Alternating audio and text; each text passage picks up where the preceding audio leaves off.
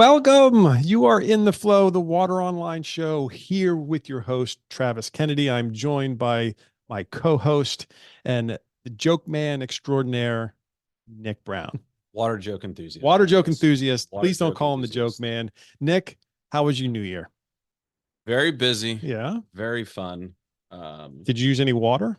I used some, um, but most of it I didn't ingest. Okay. I didn't drink a lot. Okay. I Well, that do have it here though. because there is water in spirits and beer and things like that. I don't There know if you knew is. that. I did. Yeah. I'd heard that. Hmm. Uh, but I've heard it's not as healthy It's not. It's not. for But your body. water's going to be a big topic globally. It just is in 2024. There's no way to escape it. There's always seems to be something going on in this market, in this industry. It doesn't seem to suffer from any kind of real recession or any kind of withdrawal from innovation or anything like that. And 2024 is going to be even bigger and better Yeah. than it was in 2023. And there's a lot to talk about. So before I dive in, is there anything, Nick, that you think that we should cover here before I dive into the first topic, which I'm dying to share with the audience? Well, I would say kind of a pretty big piece of news from last year. Yep. But the EPA, they moved further and faster than ever before in 2023. How do we quantify that? Is that able to be quantified? Like, did they move at the speed of light, at like the speed of Superman, the speed of a locomotive? How do we measure that? I think a lot of it came from, the administration kind of had an ambitious climate and environmental agenda. So they kind of tried to move as fast, I guess, as possible to trying to tackle, climate change, environmental justice, and try to protect health and safety of communities in the US. Now, I don't know how you quantify speed. I don't either, but I In guess they can claim they do, right? Yeah. So I mean they've done more than had been done in previous years. So that I would say is a pretty big step. Their list of accomplishments in the year is pretty lengthy. Um, you know, We can get into some of those oh if you yeah. want. I mean, a big one. I know we're going to talk about this, um, a little bit later on, but the proposed lead and copper rule improvements. That's a Um, big topic. And it's huge. oddly enough, I'm glad you brought it up. That's actually going to be the first thing that we talk about. So I want to Excellent. make it clear this is what is happening right now related to LCRI. So the Biden administration's proposed LCRI won't be really finalized until late this year, so late 2024. But that's not that doesn't prevent people from wanting to talk about it and what to expect, what's going to be included in it. But there's going to be a number of things that we're going to want to touch on as we go through this review right here, right now, early January 2024. We know that it's going to mandate that all lead service lines need to be located. So when it comes to any municipality utility that's out there, they're going to need to find if they have any kind of lead service lines in them. So that's one. Yeah. So the second part of it is they're all going to need to be replaced within 10 years. So that the clock is ticking and the clock starts right now. I mean, that's a big undertaking, don't you think? Oh, I mean, absolutely. I mean, that's going to take 10 years. It seems like a long time, yeah, but in retrospect, it's not. it's really not. It No. it's going to, the deadline will get here faster than you think. Hmm. And it's a pretty large undertaking to have to replace so many lines and pipes and all of that All that all that very important infrastructure. exactly. Which we'll talk about infrastructure later on in the Yeah. show, but I do want to pause here for a minute because not only is the ability to locate all the lead service lines going to be a point of innovation for the marketplace, but it's also going to be replacing them, which is going to require another level of innovation in the marketplace. So Yeah. those two things are absolute. And I'm excited to see what kind of innovation comes through this year, next year, in 2025 related to being able to locate where these lead service lines are and then being able to replace them. So I'd imagine the course of action, and this is just me prognosticating here, which is always dangerous. But what I would say is that over the next year or two, a lot of the concentration is going to be around trying to actually find where these lead service Yeah. lines are.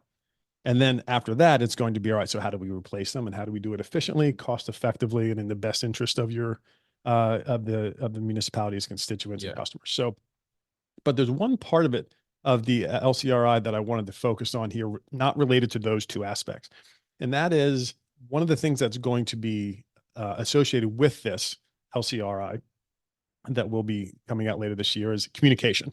Yeah. Right. I mean, that's important. Communication for municipalities to their constituents and to their customers.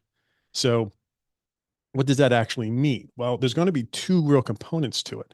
And there's an article on, you can access it on Water Online, where Sandra Kutzing, the Senior Vice President of the Lead and Copper Strategy at CDM Smith, was talking about what this communication strategy is going to actually look like, what it's going to imply, how it's going to work. And there's two main facets to it that she pointed out. The first one is, and I'm going to quote her here, it's a very positive thing for systems that actually do have lead and need to communicate it. I mean, it's pretty straightforward. Yeah. You know, they have lead, they found lead, they're going to need to communicate that to the customers about what's going to happen next. But she went on to say that her concern is for the systems that actually don't have lead and have to follow these same rules and requirements. I think there's going to be some unnecessary panic if not handled correctly. So, big deal here. If you have a municipality or you work for a municipality, or you're an engineering firm coming in to work contractually with a township or a municipality, you're going to need to think through, all right, so what is going to be the communication if we don't have lead in our systems? That's going to be equally as important, because we don't want to create this state of panic with Right. all of your customers and all of your constituents. That's the last thing that you want to do. But you are going to be held to the same standards. You're still going to need to go and find and validate the fact that you don't have lead and copper in your systems. Right. So communication of that ahead of time is going to be very, very important. Yeah, you need to make clear that we're doing what we're supposed to be doing, but we're safe. You know, we don't have lead and copper in our pipelines, in our, you know, in our systems. So Exactly. it's, you know, get that messaging out as quickly and as clearly as possible. Right. I mean, you have to get out there very, very early, and you have to be very clear and concise about what it is you're doing and how you are going about it. So the sooner you get out there and in front of it, the better off that you're going to be. Because this, again, is going to be probably one of the two or three big topics that the industry is facing. And it is somewhat of some adversity here for municipalities and engineering firms and those that are working towards cleaning up our lead and copper pipes. But at the same time, it's here. So the time to start on it is now. So back to the communication strategy, though, if you don't say anything, let's say you don't get out in front of it, big mistake, Very big. in our opinion, right? Yeah. If you don't get out in front of it, there's a couple of things that are going to happen, especially if there's like a municipality or utility next to you or in the general area where they do have a problem. And then your constituents are going to come to you and say, what are you doing about it? Yeah.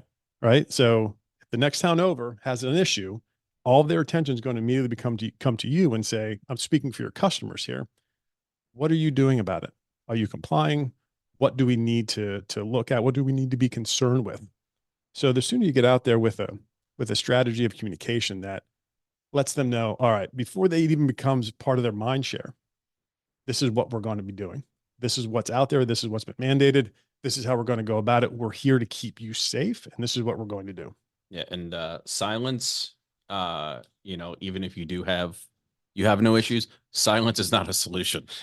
That's true. You know, you don't want your customers blowing up your phone lines, blowing up your social media, Right. You know, demanding action when you could have gotten out in front of it and said, we've investigated, we've done our testing, we're clear. Yep. You have nothing to worry about. Yep. But so don't just, you know, don't zip your lips. Yeah, exactly. So there's really no such thing as too much communication around this, especially in the early parts of what's going to be coming down the pike in the next year or two. The other thing that I want to touch on, that the article that, again, you can access on Water Online, the other thing that it touches on is admit to what you don't know. So if you don't know that you have lead in your pipelines, it's okay to say, we are exploring, we are trying to figure out and get answers to you. Don't try to spin it. Whatever you do, if you start spinning things and then you get caught in, say, well, wait a minute, you said that there Yeah. probably isn't, but now that there is, I mean, spinning things is not where you want to be. You want to be upfront, honest with your customers, with your constituents, and that's going to be the best way to move forward. 100%.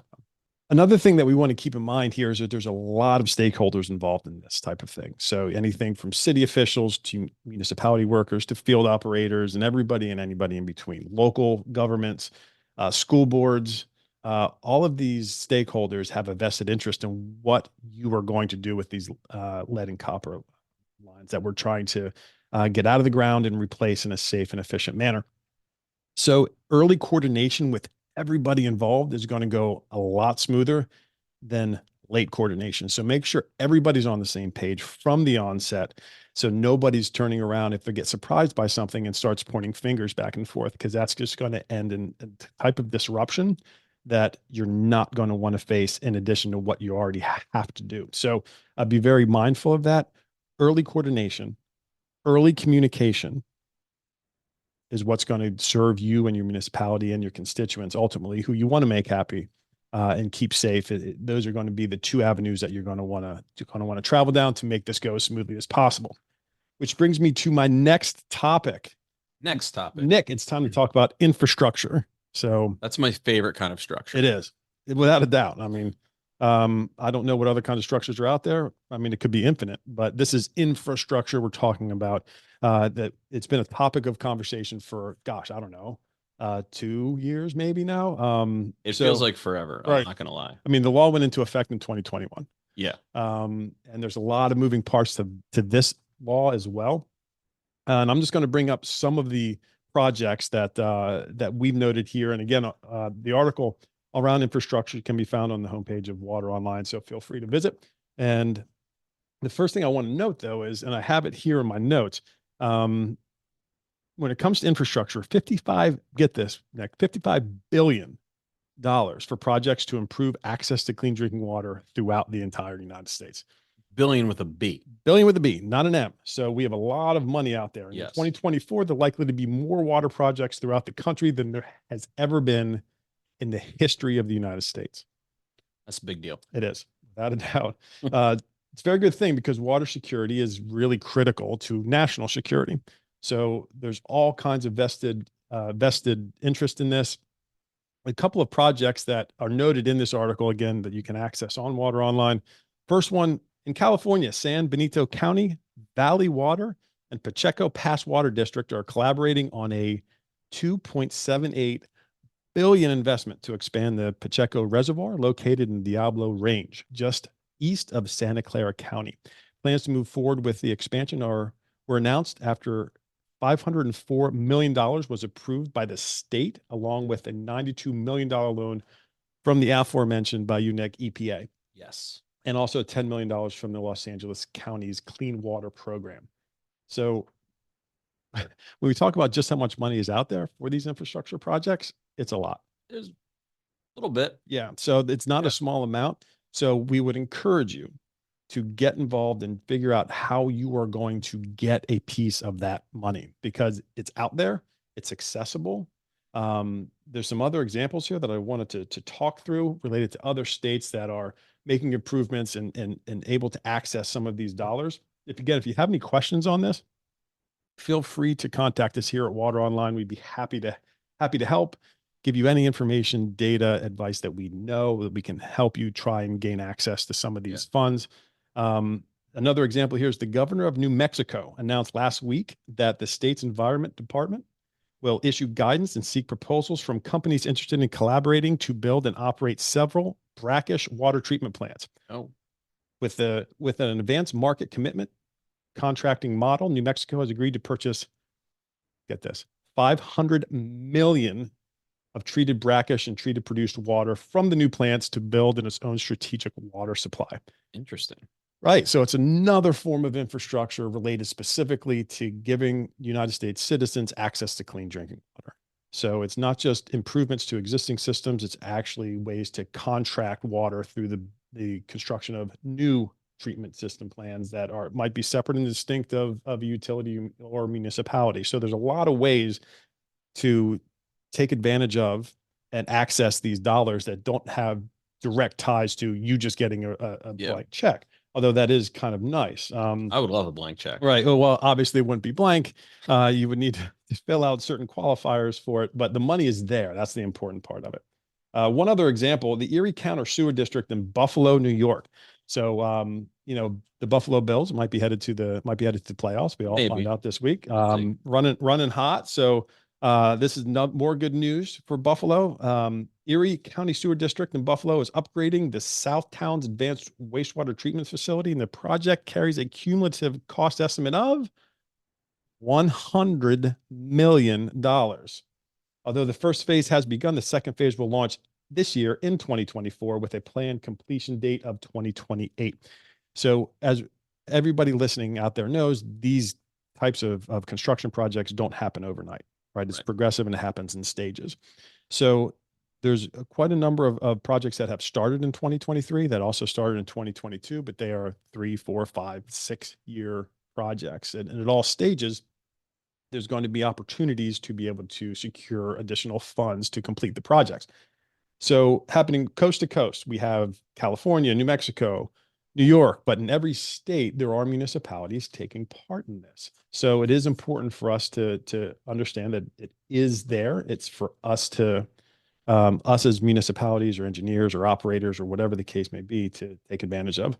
So large water projects can easily create demand for a dozen different types of contracting opportunities. So I just want us to be very clear on that it's going to be very important for us to know the funds are there and how to access them. Anything to add there, Nick? I think you said it all. Yeah, well, I didn't really give you a chance there. I kind of went right through, but it's an important topic, right? And it's a pretty straightforward message. The money is there. And again, if any help is needed, any advice, any questions, please feel free to contact us here at Water Online. Go to wateronline.com. You'll be able to contact us through there. You can find us on LinkedIn as well.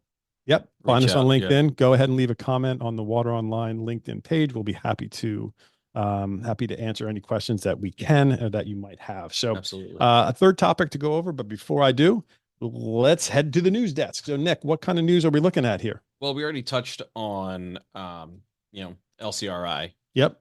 Big news. Well, yeah. Yeah, we did touch on that. Another piece of big news, and this is kind of, I think, the biggest issue outside of lead and copper in the industry is PFAS. Yes. So we can't go through a show. No. We're not going to be able to go through a show in 2024 without talking about PFAS, but go ahead. No, it's huge. And probably a lot of people already know this. Obviously, this happened last year, but the EPA enacted a rule to regulate 6 PFAS in drinking water. So, safeguarding drinking water in this country is clearly at the, forefront of the minds of our leaders, and it certainly should be. And it really should be in the forefront of the minds of anybody who is in any way related to the water industry. Correct. And I'm glad you brought that up, because on our next episode of the Water Online show, we are actually going to be talking about PFAS in more depth. So stay tuned on that. But go ahead. What else we have out there? Well, a little business to business news. Interesting. Okay. Friends of Water Online, Badger Meter, and Trimble Utilities. Mm-hmm. Badger Meter has acquired select remote water monitoring hardware and software from Trimble. It's kind of inclusive of the Telog brand of the remote telemetry units, and Trimble Unity remote monitoring software. That's big news, right? Yeah. So we know for a fact that remote monitoring is a big need. Yes. For those municipalities and engineers and operators that currently work with it, they understand the importance of it. And Badger Meter is now just expanding their product set to be able to provide clear, concise, helpful solutions to all municipalities, engineering, operators, anytime you have a need related to remote monitoring. And then, of course, as relates to metering, AMI and flow, Badger Meter has your back there. Trimble Utilities still continues to provide excellent solutions in the software space.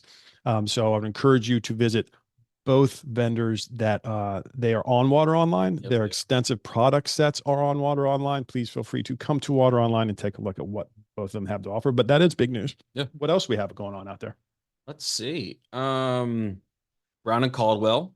Know them. They've I've heard of them. I've, yeah, Hmm. I've seen them. I've Yeah. seen them around. They've partnered with the Water Research Foundation and utilities to Or advance DEE and I in the water sector.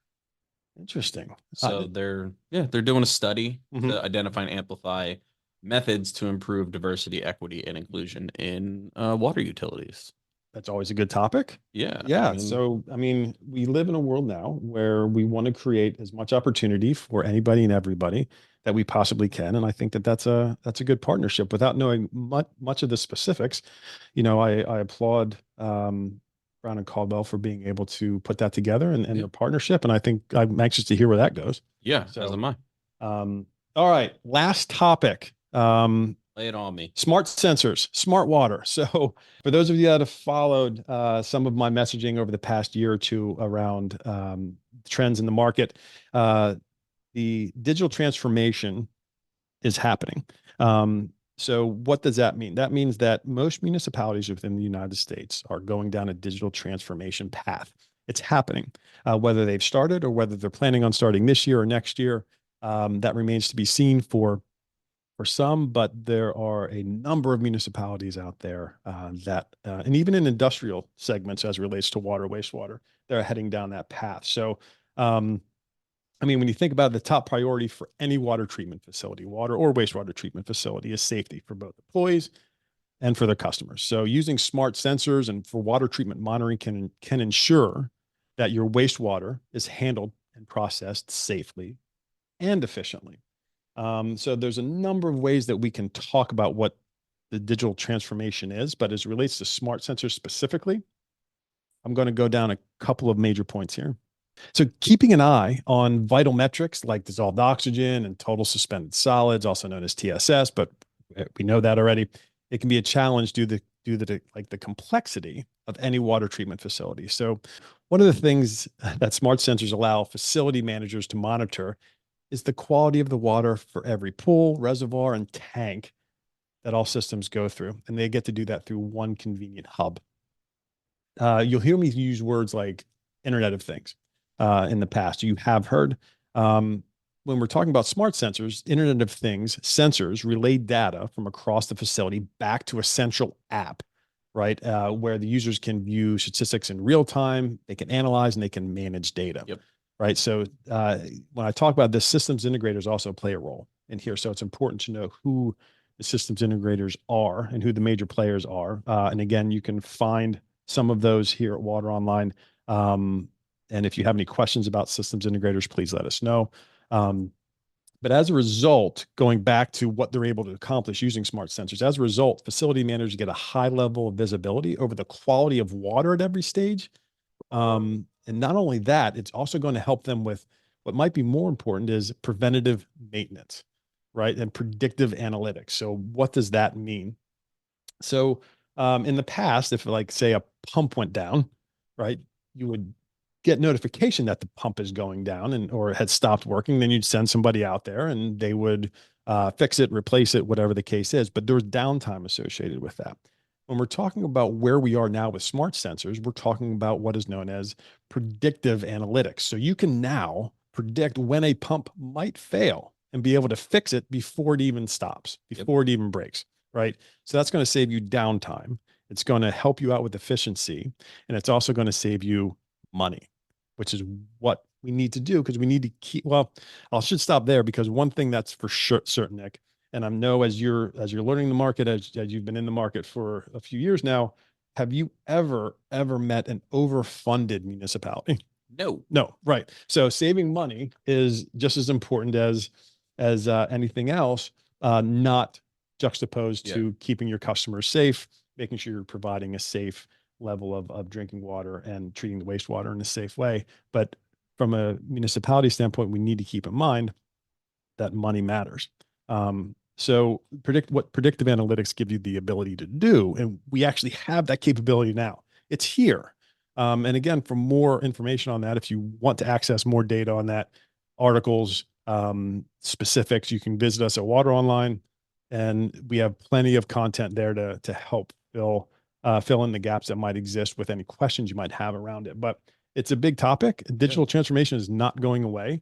We're going to be talking about it a lot more in 2024 throughout our show. So just wanted to bring that up to let everybody know that that's kind of where we are in the digital transformation space, specifically related to smart sensors. But again, there's going to be more on that. So with that, Nick, anything to add before we sign off here? No, All right. no. Well, I wish everybody, on behalf of Nick and myself and everybody here at Water Online, I wish everybody a very, very happy new year. Looking forward to talking to you throughout the next 12 months. Thank you. Be safe. And we'll see you next time. Adios.